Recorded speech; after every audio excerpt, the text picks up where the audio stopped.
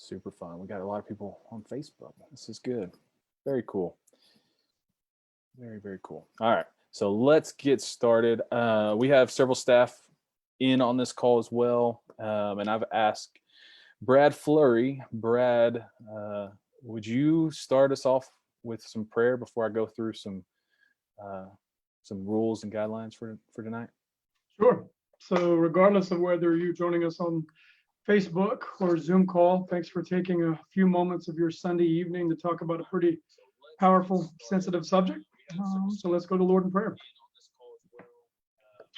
Heavenly Father, we thank you for today. We thank you for the opportunity to gather even in the midst of social distance, to be able to gather virtually, to hear from Mark, to be able to better steward our kids, their emotions, how we should walk with them. And so in the midst of this, God, we're reminded that you are on your throne.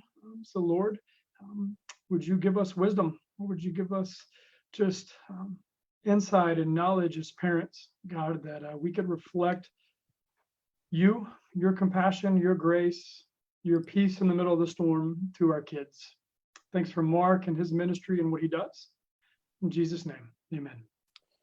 Amen. Thank you, Brad. I'm going to do a little screen sharing just for a moment. So thankful, Mark, for you taking a few moments. I'll give more introduction to you here in a few minutes, but wanted to remind everybody listening or watching, it is Milestone Month. Just because we, can't get in our normal meeting times and places and locations, we're still going to walk the legacy milestone path. And so what we have is on empoweredhomes.org/milestones, we have all the classes and everything available for you to access. So don't miss those opportunities to continue to walk down that path with your kids as you continue to be the primary faith trainer for them. Also on the agenda, so we're going to be done at 8. The plan is 1 hour of your time that you're going to give us. We're going to be done at 8. Part 1, welcome introduction. This is part 1. We're already in it. Part 2, Mark's going to share just something on his heart for all of us. He's going to take a few moments to do that. And then part 3 is really discussion and Q&A. So this is where we want you, if you're on Zoom or Facebook, be thinking of questions when it comes to anything that he talks about, or just something's on your heart right now of like, I'm struggling with blank, that you would love to ask an expert like Mark, who has just seen so many families, helped so many families, and is incredible. So just some guidelines: keep yourself muted on Zoom, and then use the chat for questions both on Facebook and Zoom. Mark Gregston, he is the director of Heartlight Ministries out in East Texas. Incredible organization that they serve families so well. He's been helping families in crisis for 25 plus years. And also he has, I don't know how he has time. Not only does he have Heartlight, but he also has a website, parentingtodaysteens.org, with a ton of resources, a ton of great stuff. He travels, he speaks, he does all these different things. He's always helping homes across the country. His website is parentingtodaysteens.org. Right here, if you have a chance, get the newsletter. It's incredible stuff, super encouraging. He's got a podcast, he's got a blog, and the cool thing that I love is he's got a ton of free resources on his website for you, no matter what you're dealing with. And the cool part too, he's got some resources for grandparenting. So with all that, I would love to welcome Mark. Evening with you guys, and hopefully we get to answer a lot of questions that you have as I see your faces out there. And so let me give you a little bit of a background. One, the picture that you just saw, I didn't know that I looked that young, but thank you for touching that thing up and making me look a little bit different. But to give you just a quick background, my wife and I've been married for 44 years. Our first date was when this Christian band came through Tulsa, Oklahoma, called Led Zeppelin. It was in the 9th grade. We dated all through high school. When I was 19, somebody walked up to me after I came back from the University of Arkansas in Oklahoma State and said, "Would you lead a young life club?" And I said, "Well, sure." And so by doing that, within 2 weeks, a man walked up to me, and I was 19 at the time. A man walked up to me and just said, hey, I'm struggling with my son. I don't know what to do. And I said, well, that makes two of us. Neither do I, but let him come live with me. And so that was 45 years ago. So we've always had kids living with us. And so I was a teen when I started working with teens. I would work for a church for 7 years. I ended up being a Young Life area director for a while, was at Kennecott Camp in Branson, Missouri. Started similar programs up there, but we've always had kids, and then left that 32 years ago, moved to East Texas, where we have a program called Heartlight. We have 60 high school kids that live with us. And here's the thing, and the reason I say all that, the backgrounds that I've been in have been pretty normal Christian settings, Young Life, the church, a Christian sports camp, all those things. The kids that I deal with are Christian kids raised in a great home from a great background that are struggling for some and get lost in the process. Most of the kids that I deal with are not rebellious kids, but they're lost. And I think the tendency is we have this overwhelming push to try to label them rebellious kids, and really they're no different than my kids or your kids, or they're just kids who get lost in a culture that's spinning out of control. I mean, everyone that's watching has said this, that I'm glad that I don't have to grow up in an age such as this or a culture. Well, our kids do. And because of it, they're struggling, they're having a tough time. Anxiousness has skyrocketed. I mean, it's absolutely amazing. Depression has skyrocketed as well. Teen suicide, you guys have already talked about that. Nobody can not talk about that in any parenting issue. 15-year-old girls, suicide rates are at a 75-year high. 15-year-old boys are the second highest group. I mean, they're dealing with things that they're not prepared for. So there's two separate things in that become very important. One, that we understand the culture. And I think when you begin to understand what's going on, then you quit being judgmental and you move alongside them. I mean, if these are lost kids, I don't know about you, but I once was lost, and thank God I'm found.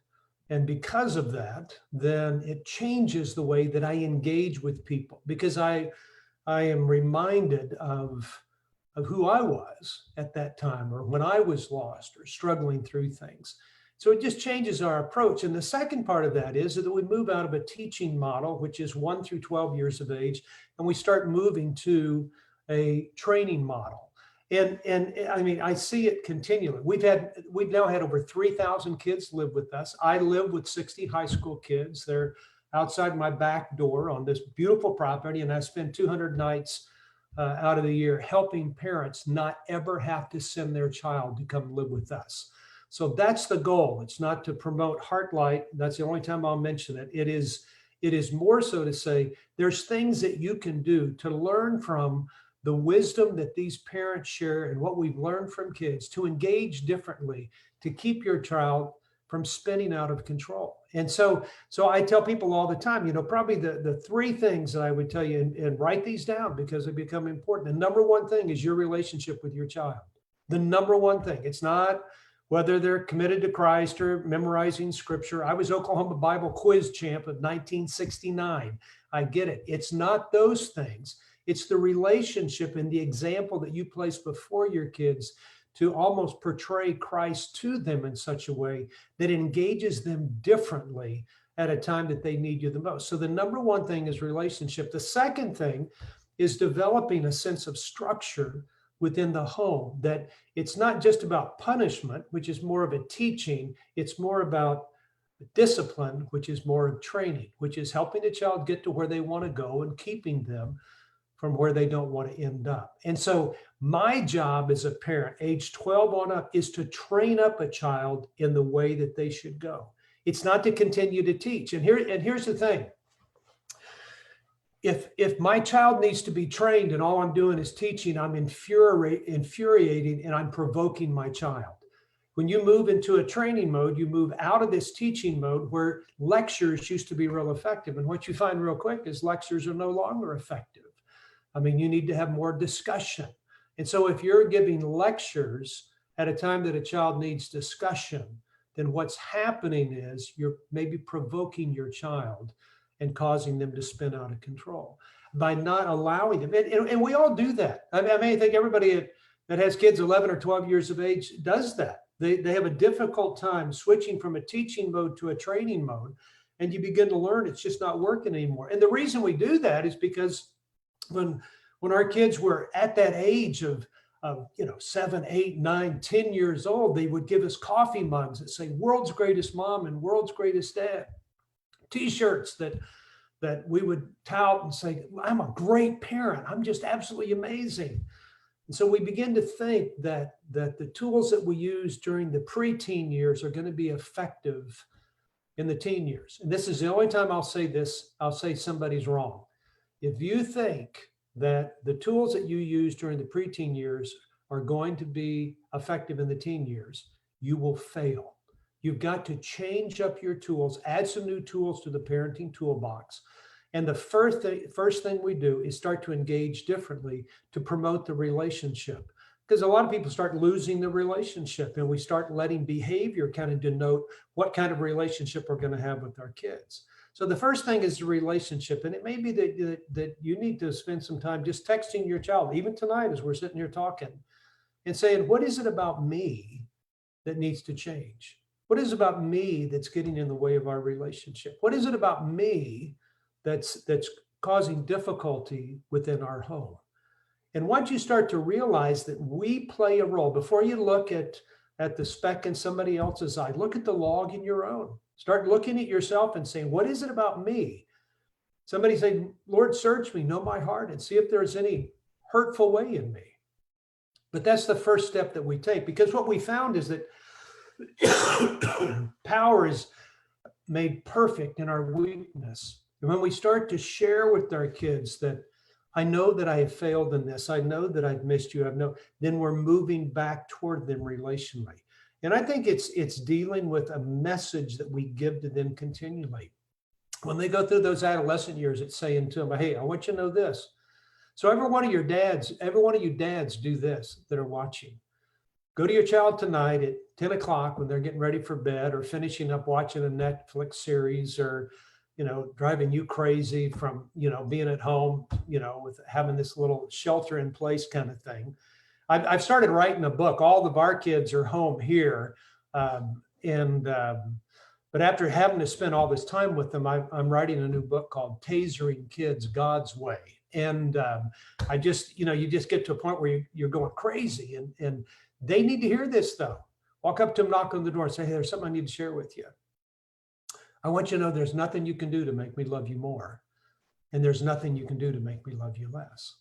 And it's a message that every young person needs to hear. Because the tendency is we think and pretty much allow a child to determine our relationship by their behavior. I mean, behavior is the visible expression of the invisible issues that are going on in the life of a child. And I don't think you ought to just let a child do whatever they want.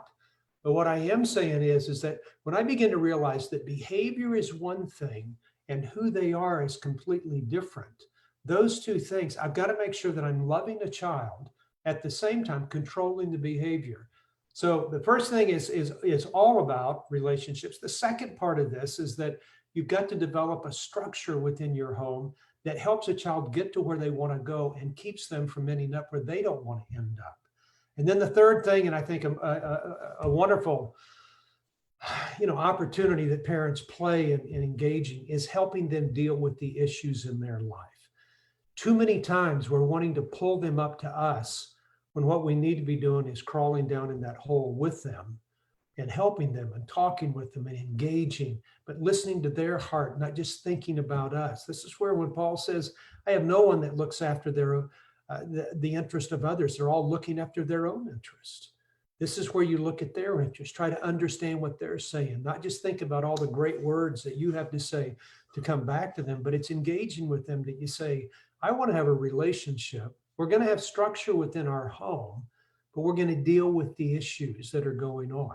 And those are the three things. I've got 3,000 stories I can tell you of wonderful kids from all over the place that are just absolute jewels but they are spinning out of control for some reason. And I think when you begin to realize a child spins out of control, things get dark, they start liking things they used to hate, they're hating things they used to like, they don't get out of bed in the morning. I mean, school looks a little bit different right now, but I mean, it's like they're at home and they're just bugging the daylights out of you. It's almost like this time of sheltering in place and isolating is going to give opportunity for all the negative stuff to come up as well. And as you begin to see that, then you go, okay, we got to do something different. That's where you sit down and start having those discussions. And so if the tendency is to let a child's behavior determine the course of action, then we're playing into a child rather than taking the bull by the horns, if you will, and saying, how do we engage differently? How do we start to ask questions rather than give answers? How do we let them make choices rather than us making all the choices? How do we move to allowing them to become more responsible rather than us being responsible? How do we move and say, we don't want to be in control. We want you to take control. We've allowed immaturity. Now we're demanding maturity. And what you begin to find is they switch from this pre-adolescent years where it's all concrete thinking to abstract thinking. What you begin to find is that the Christian life is taught in those early years, but it is caught in the later years. And that becomes important because it's not about words anymore. It's more about your example and your actions. Those speak louder than words. Moms, if you're listening, this is for you. And it's a kiss and a slap if I can do this. You got to quit talking so much. You got to quit talking so much. And the reason is because our kids are up to here with talk. I mean, the information in this world is so intense right now. When you and I grew up, it doubled. The amount of information, codified information, doubled every 13 years. Do you know how quickly it's doubling now? Every hour and a half. I mean, and it's easy to understand. I had 3 TV channels growing up. I've got 900 now. There used to be just 2 sources of music, and one of them was AM, and the other one you could barely hear from another city. And now I've got so many sources of music. I can, on these things right here, I have got the Library of Congress on my phone. So if moms, all you're doing is talking information all the time, your kids are going to shut you down, just like I do on Facebook. I hear about everybody else on Facebook. Their dog died, they had pups, a mother died. They got a new dog, they got a new car. Everybody's on vacation, but me, evidently. I mean, do y'all notice that? And you sit there and watch that, and you go, I get to a point where I just need to turn it off. I just need to go, I quit. It's too much information. It's like watching Fox News. I may agree with everything that Fox says. I doubt that. But I may agree, but it is so much, it's overwhelming. I've got to stop. And this is what your kids are doing, is they're coming back to you and going, I've had so much up to here, I can't hear anymore. And you'll see this when you pick up a child from school. Hey, how was your day? Good.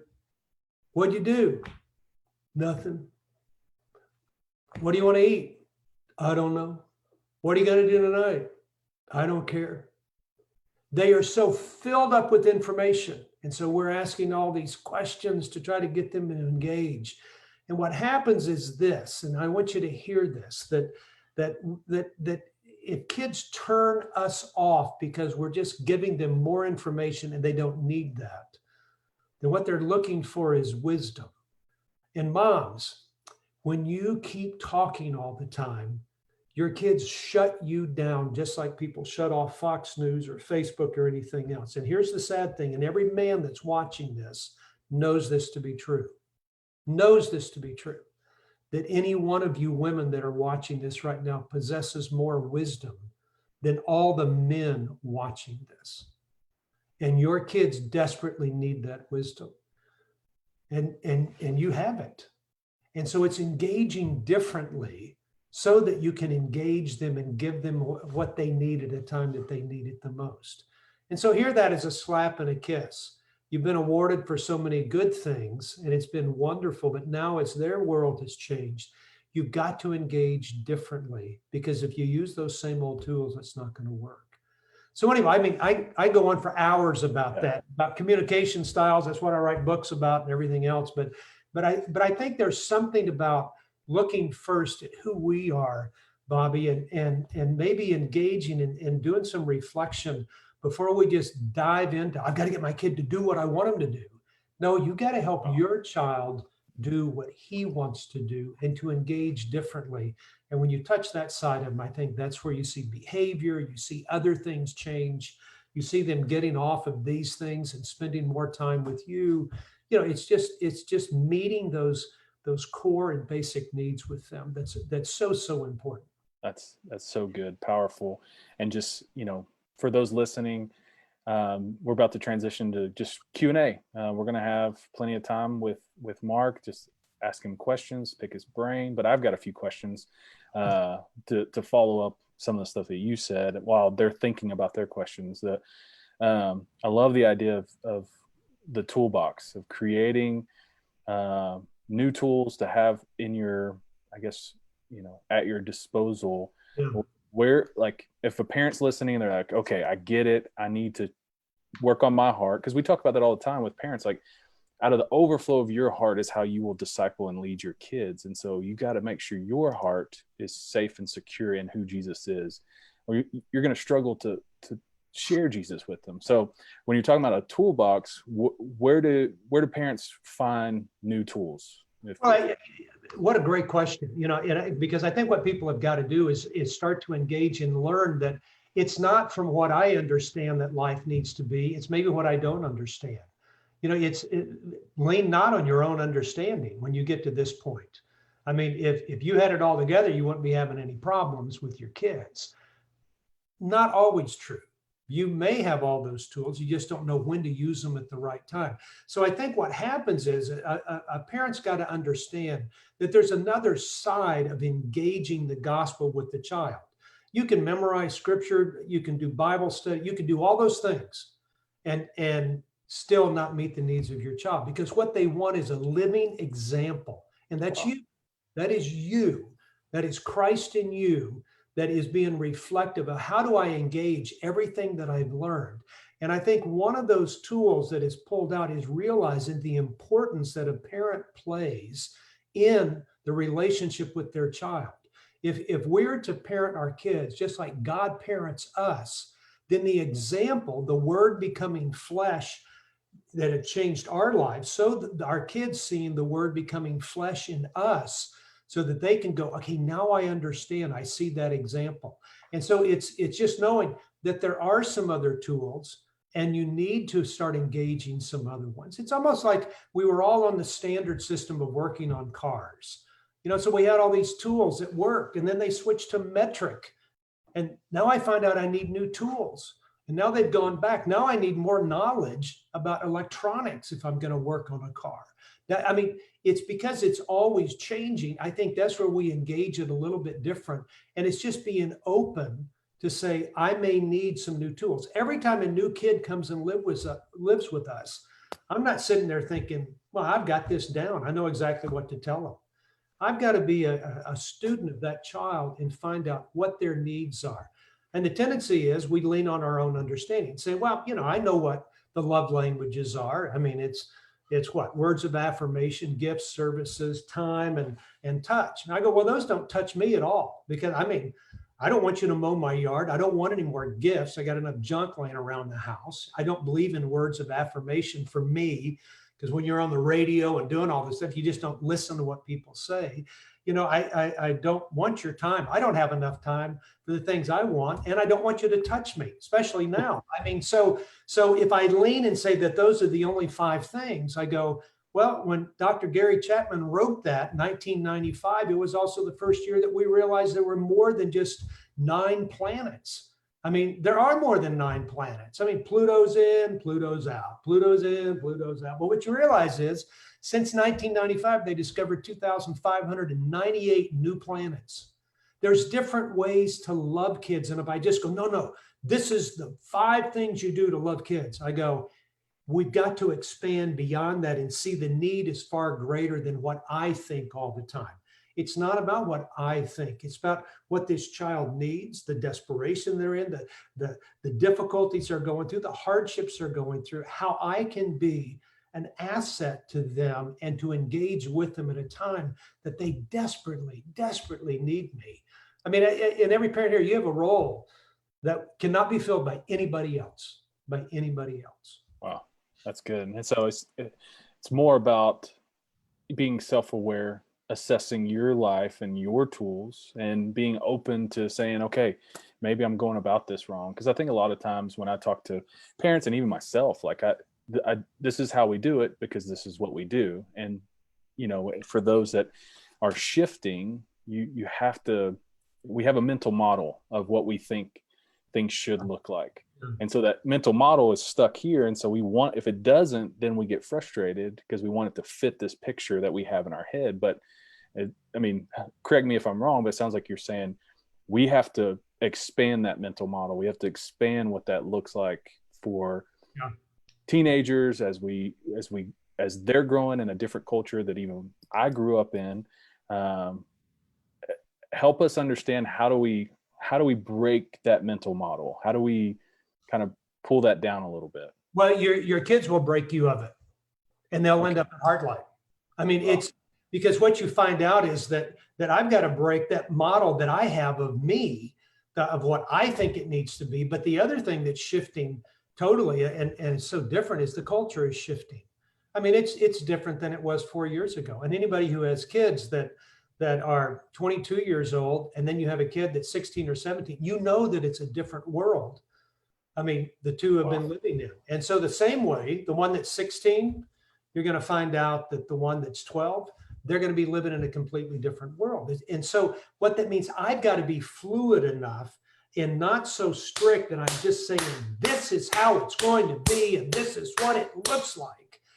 But I've got to be strong enough to say, I'm anchored well, and so I can take whatever comes my way, whether it's a hurricane, whether it's a tornado, whether it's a light. I mean, you guys are used to those East Texas storms and that you get in Houston, just like we get up here in Longview. I mean, it's whatever comes, I'll be okay.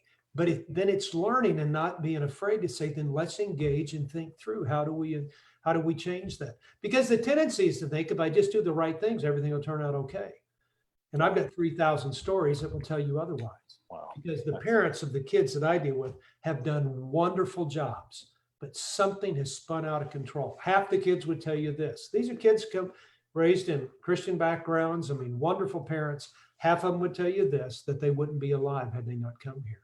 And so it's not, that's not bragging on anything that we do, but I just say you begin to learn after a while that no kid is the same. Just as they're uniquely and wonderfully made, and we've talked about that, and we quote that over and over and over again, and the preciousness of their life, so they are when they're 14 and 15 years old, when they're yelling and screaming at you. They're just as precious, they're just as unique. And maybe we're having problems because we aren't identifying them as being unique, that we need to engage with differently. Wow, that's so good. Another question, as you were talking earlier, you mentioned that once they start hitting adolescence, that relationship kind of starts to widen, I guess, or distance as they get older. And I'm just thinking of parents that might be listening. This may pull at some heartstrings, even thinking. But when you feel like you're losing that relationship, how do you know, like, okay, this is too far, or I'm in crisis, or my kid's just being a teenager? Does that make sense? Yeah, no, great question. And Bobby, I think it's such a great question because I think we try to hold on and we hold on to kids when they turn 11 or 12. And so we're not thinking that we've got to start engaging differently.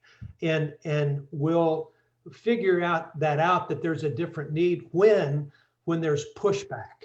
And we go, okay, it's starting to happen. I mean, when they start pushing back, when they mouth, it's almost like they walk upstairs one day, they come down the next morning, they're a completely different person. And you're hearing things differently, you're seeing things differently. And what's happening is, I mean, our kids are created to be relational beings. God created all of us to be relational. That's why everybody's getting a taste of what this social disconnect is. This is how our kids live all the time. they're not socially engaged with one another. That they're in the relationship pool. They're spending most of their time on the shallow end. I mean, they don't know how to have relationships because they spend so much time here. And I'm not dogging this, but they spend so much time here that I think what happens is they don't have those relationships that of iron sharpening iron and engaging with them differently. And as a result, they're immature. I mean, the American Medical Association has increased the age of adolescence to age 27. The American Journal of Adolescent Psychiatry has increased it to age 26. We mature through relationships. And so we've got to spend some time thinking that if our kids are relational beings, and now when they get into 6th and 7th grade, because middle school becomes that key time of engaging kids and making sure they don't disengage from us. But what happens is their social circles become bigger. And as they become bigger, they slough off anything that's not needed. And grandparents know this. If any of y'all are grandparents, you know this to be true. I mean, after 12 years of age, it's tough to engage grandkids. Aren't grandkids great? They're a reward for not killing your own kids. You know, there you go. I've got 4 of them. But what I found is that I want to be relevant in their life. And so what that means is, as their world expands, they'll move away from those people that aren't, engaging with them the right way, and they'll just kind of leave them behind. And it's because, I mean, you and I do that. I mean, once we have kids, now we don't take care of the dog any longer. And then we have another kid, we find that you can't maintain all the relationships. It's impossible. And so that's where we've got to make sure that we're the ones that are engaging in such a way that we're relevant. And if we hold on to the old style of treating them and just teaching them all the time and not really training and engaging them differently, we'll be the ones that'll be pushed off to the side, and they'll find other people to fill those voids in their life. Wow. Is that a long answer to a short? Yes. No, that was good.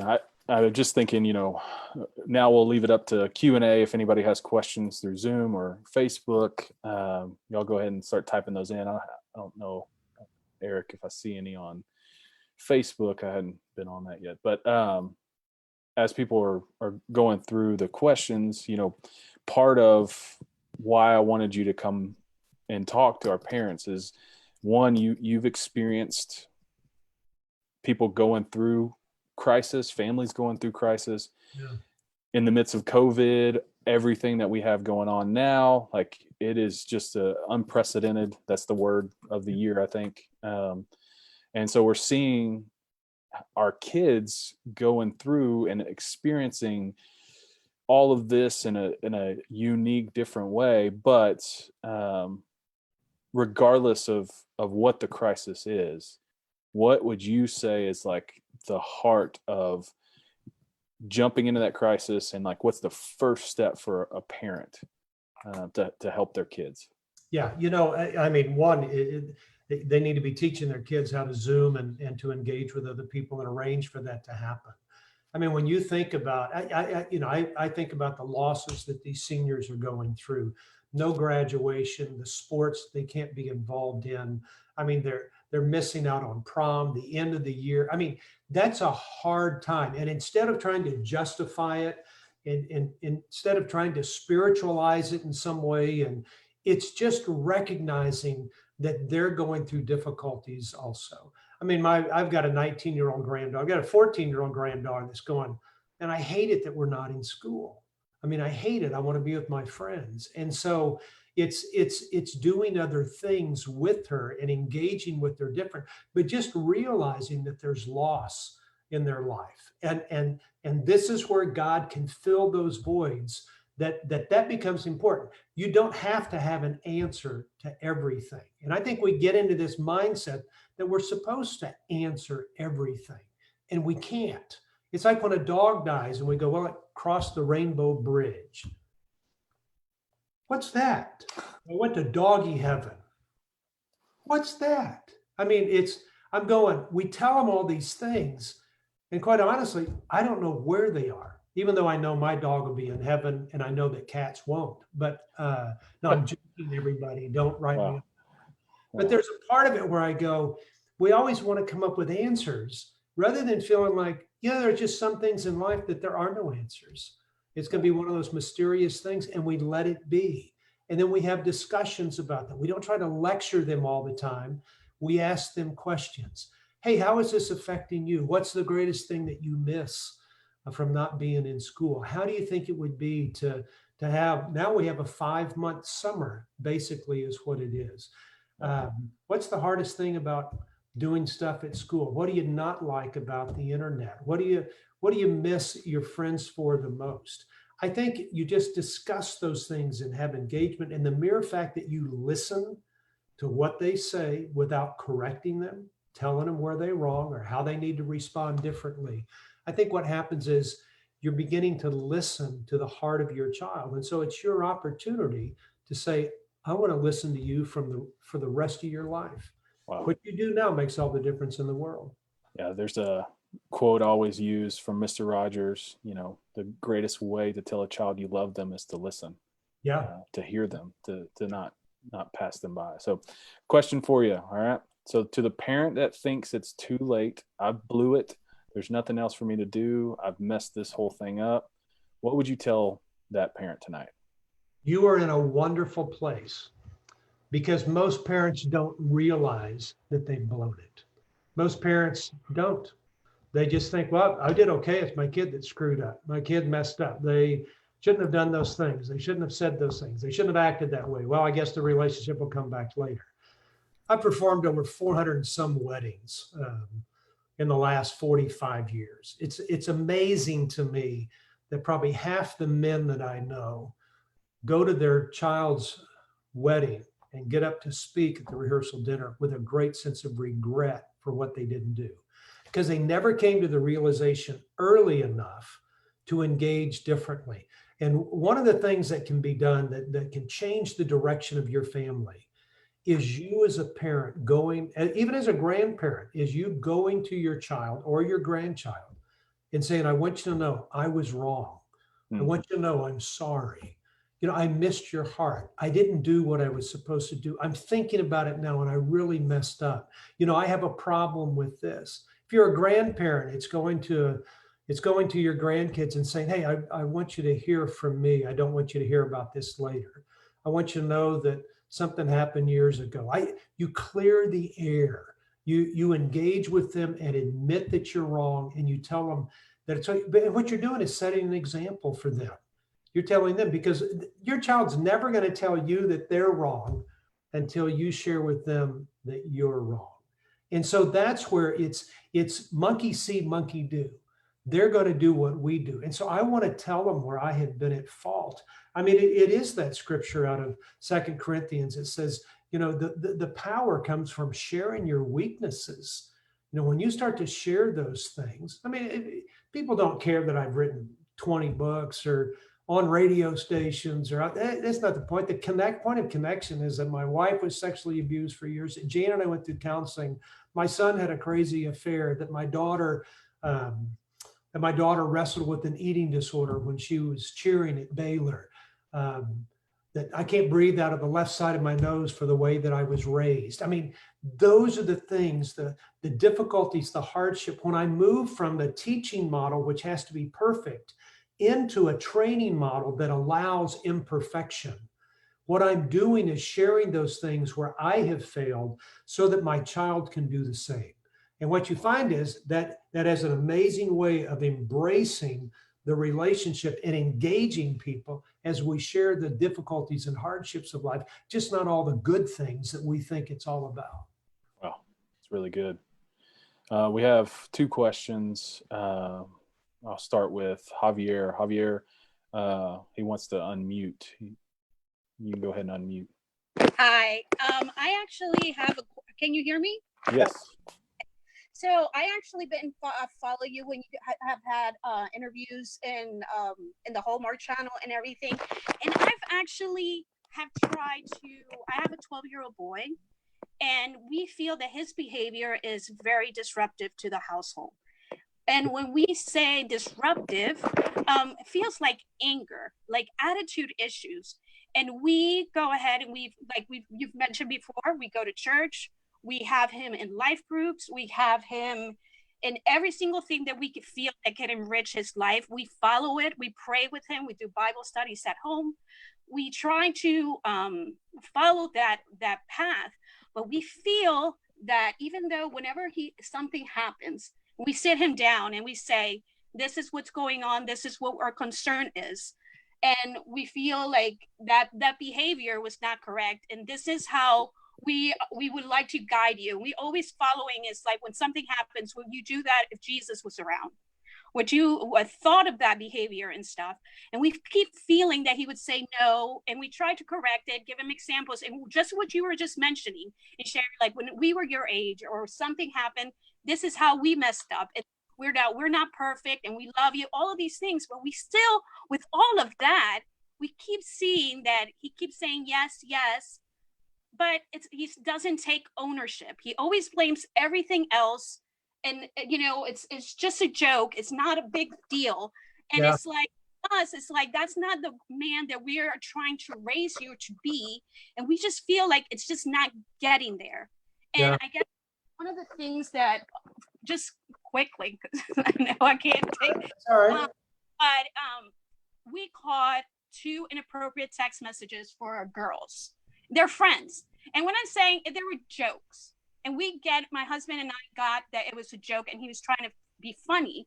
And we understand that he's immature to the point that he could not get that it was inappropriate. We tried to explain it to him and all of these different things. We took away the phone. We did contract with media, social media and telephones and all these things. We went ahead and Bible. We went with movies. We went with so many things. We thought we had it. And then we caught it again. And we're going like, I thought we already covered all this. So I'm just going like, I'm to the point that it's just like, we're so frustrated because I read so many books, follow all these things, and we're falling short. Like, I feel like I'm letting him down. Yeah. Thank you for that. Well, I can't tell you the number of times that I hear parents say the same thing. And hear this. Whatever you're doing, if it's not working, you have to do something different. And it's almost, and that's not, you're in a good spot, because you're in a good spot because now you're looking for something different. Because what will happen is that if, it's like using a tool on, if I have a wrench and I'm using it on a bolt and it's not the right tool, I will ruin that bolt. And so what I've got to do is make sure that I've got the right tool. And for whatever it is, if it's not working, then you go, that's where I need some more tools. And so, so reading books and, how old is he? I think she said he was 12. 12, yeah. He's going through that transition. He will do things over and over again because he's a normal kid. He's probably experimenting a little bit with text messages. He's coming aware of himself sexually and trying to figure some things out. And I'm not giving justification for any of it. Hear that. I believe in strict consequences for things, but I want those consequences to be effective. If I take away the very thing that's engaging him with people because he needs to have relationships, then I'm keeping him from relating to other people. And so, and I think the comparison thing that any young man does, he has started the process at age 12. What every man listening here knows is that no man likes to be told they're wrong. Am I right?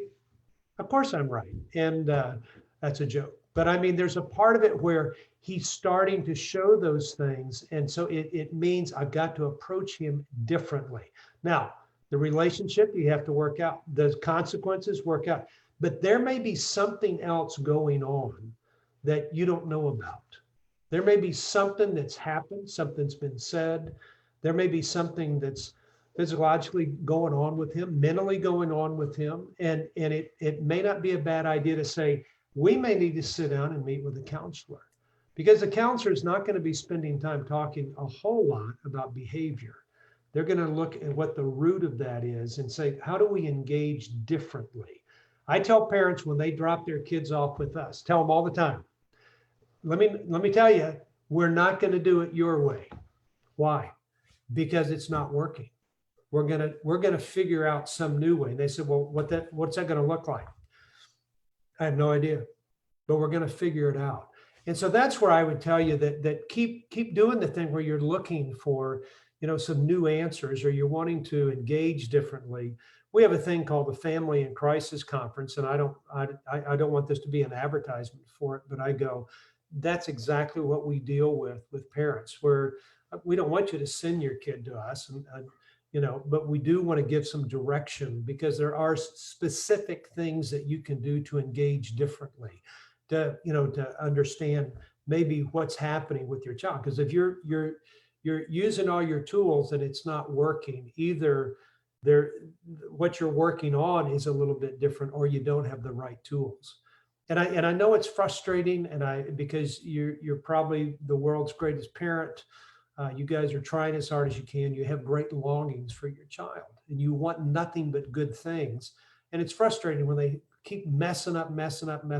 I mean, it's no different at 12 or 18 or 25 or 30, but it's saying there's ways to engage differently where you guys understand and gain wisdom. Remember that psalm that says, when you have wisdom and understanding, then you will walk and not stumble, and your sleep will be sweet, because you know the plan that's set before you, and you try to figure that out and say, we're going to follow this path to help our child get to a better place. And so I think that's where it becomes important to reach out and get those other resources. And because I hear that all the time from families, and Yeah. And maybe that can help. Javier, I don't know. It didn't sound like a man, but your name, Javier, I don't know who you are, but if you want to message me, I could get you connections with our Family Freedom Office. If that's something you guys would like to explore as an option. That's a great question. Thanks for that. I got one other question. We got about 10 minutes left. If anybody has any more, go ahead and send them our way. How do you fix a parent-child relationship when the child is 23, still lives with parents, but hates being with them? Child won't talk or share anything, and is always in a bad mood. Yeah. What you don't want to end up with is a 25-year-old clown on a couch, playing video games. And I think nobody really sits down and goes, that's what I'd like for my 25-year-old to be. And I think, I had a 25-year-old kid. I was out in California. This 25-year-old kid tells me, I go, dude, you got to get out. This is not normal. This is a little different. And he says, would you leave this? And he's talking about the beauty of the house and everything else. And I told his dad, you're going to have to make some decisions, because you're not helping your child. Now, it may be weaning them and saying, we need to get to a point where you can live on your own, where you can hold a job, and I will help finance that, but I will wean you off of that. But it's almost saying, we've got to deal with that. You're becoming lazy, and you're just kind of sitting around doing nothing, and we're not going to do that. And of course, we love our kids, and people go, well, I don't want my child to go kill themselves. I don't want them to do something stupid. I go, they're already doing something stupid.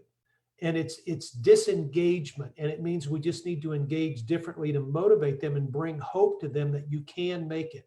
Now, there may be other things going on. This immaturity that I mentioned earlier, that's what's playing into this. They would rather sit at home with mommy and daddy than go out and get a real job. But it may be that I'm going to require you to get a job. You're going to have to start making payments towards something or saving money. You're going to have to start engaging differently, but you don't get to just sit around anymore. That's not what our home's about. When you turn 65, you can come sit with us, and we'll just sit around and watch TV and play bingo online. But we're not, until then, we're not going to do that yet. And so it is being a little strong. There's another proverb that says, discipline your son while there's yet hope, and don't participate in his death. And there is something about engaging in discipline is helping line out that path. Where do you want to go? How are we going to get there? And where do you not want to go? Because you don't want them at home at age 35, just doing nothing. But they'll do that. They'll do that. So it means it's loving them differently, but it may be loving them in a better way.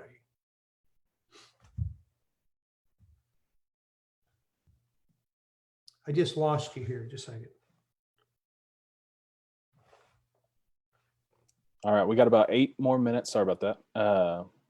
Any other questions or anybody else on Facebook? I hadn't seen much on Facebook.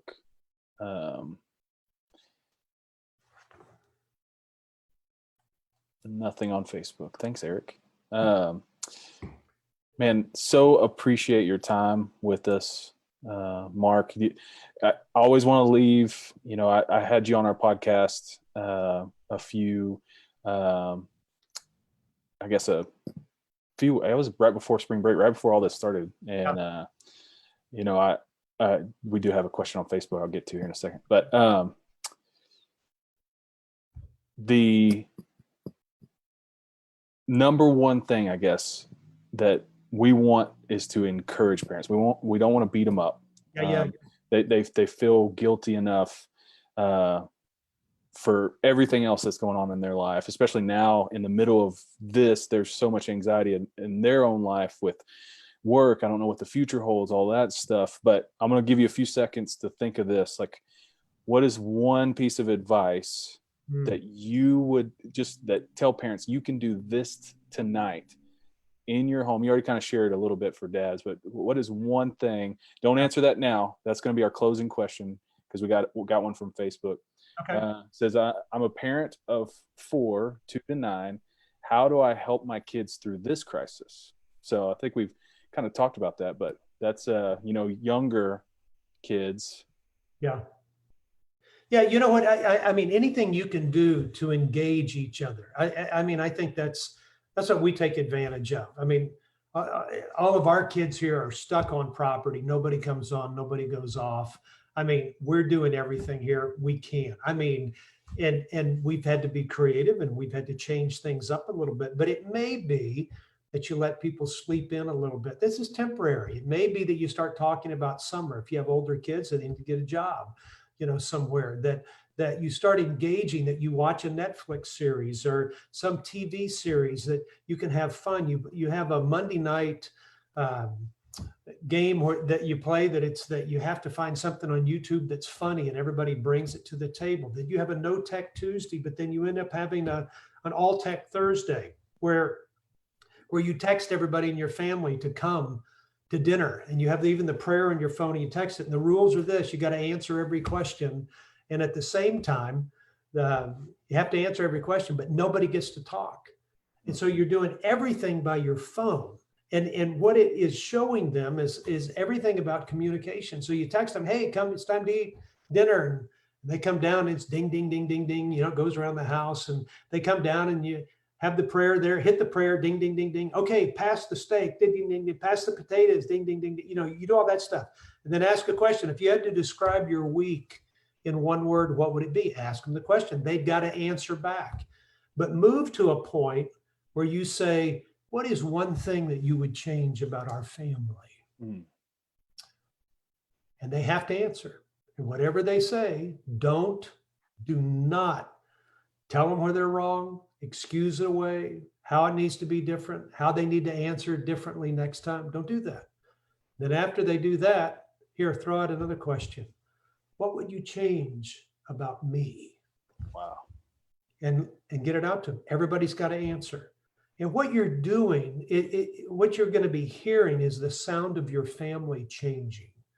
It means that we're going to start dealing with stuff and not be afraid of inadequacies or difficulties or hardships. We're going to share those things. I want you to know that you can struggle well within our family, because I mean, conflict is a precursor to change. And so it's saying, I'm not going to be afraid of that for us to deal with, so that our home can become a safe haven for everyone. Yeah, and it sounds like just what you've already mentioned about, the number one thing is that relationship. And in the middle of all of this self-quarantine and everything, I think a big thing that, I've been challenging myself and other parents is, okay, after this is all over, what are my kids going to remember? Yeah. What are they going to remember? Was dad freaking out all the time? Or was I creating moments with them, being intentional, like you said, with dinner, just doing fun things? Like, I hope that, my kids remember that this time was a time where we just rallied together and we spent time together, and we're building a relationship now that is just going to be even stronger. So taking this as an opportunity for that, I think is key, is what you said. I think creating those moments of building relationships is huge. And so we have that opportunity. I think, this seizing this crisis, if you will, as an opportunity for blessing, I think is huge and a great opportunity. So we got 3 more minutes. Going back to the last question. What's one thing a parent can do tonight in the middle of the crisis, the middle of what we're going through? What's one thing, like your number one piece of advice or thing that you would tell us to do? What's one thing we can do? You know what? Wisdom, which is what every kid wants from age 12 on up, is gathered by observation, reflection, and experience. That which I see, that which I reflect on and think about, and that what I experience. And we have the opportunity now in this, while everybody's sheltering in place and social distancing and spending time with each other, we have the opportunity for them to observe us. And I want them to see Christ in action in me. The other thing is I want to be reflective with them and ask them questions that stir their heart. Mom, do this. Mom, do this. Spend the next 24 hours and don't say a word. Give it a shot.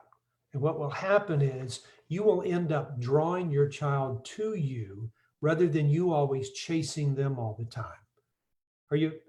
Is that okay to say? I don't be negative on that. And dads, I think it's quit trying to fix everybody.